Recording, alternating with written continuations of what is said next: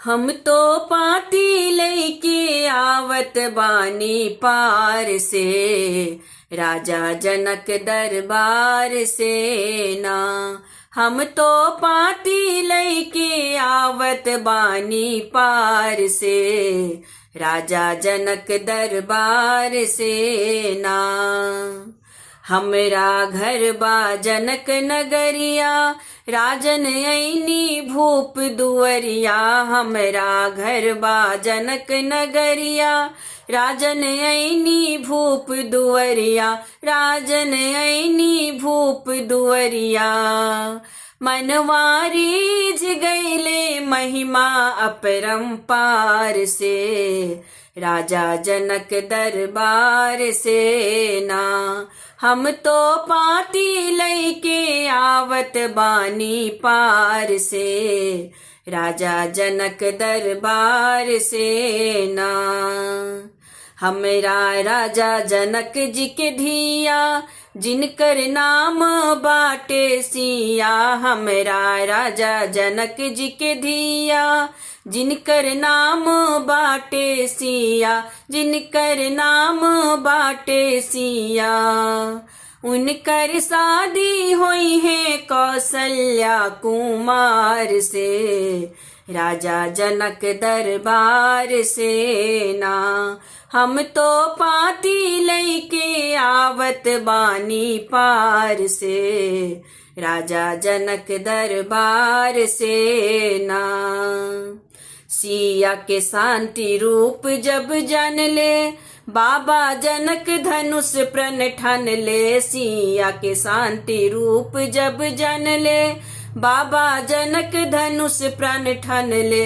बाबा जनक धनुष प्रण ठान ले। रचना रच ले सिया स्वयंवर के विचार से, राजा जनक दरबार से ना। हम तो पाती लैके आवत बानी पार से, राजा जनक दरबार से ना। अइले बड़े बड़े भट भूप, धनुआ देख के बैठे चुप। अइले बड़े बड़े भट भूप, धनुआ देख के बैठे चुप। धनुआ देख के बैठे चुप। तिल भर धनुष न उठल कौनो बिरबरियार से, राजा जनक दरबार से ना। हम तो पाती लैके आवत बानी पार से, राजा जनक दरबार से ना।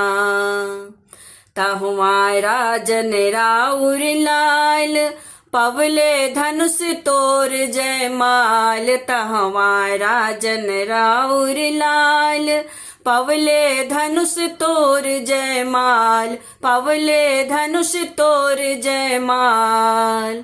तीनों लोक भरल रघुवर के जय जयकार से, राजा जनक दरबार से ना।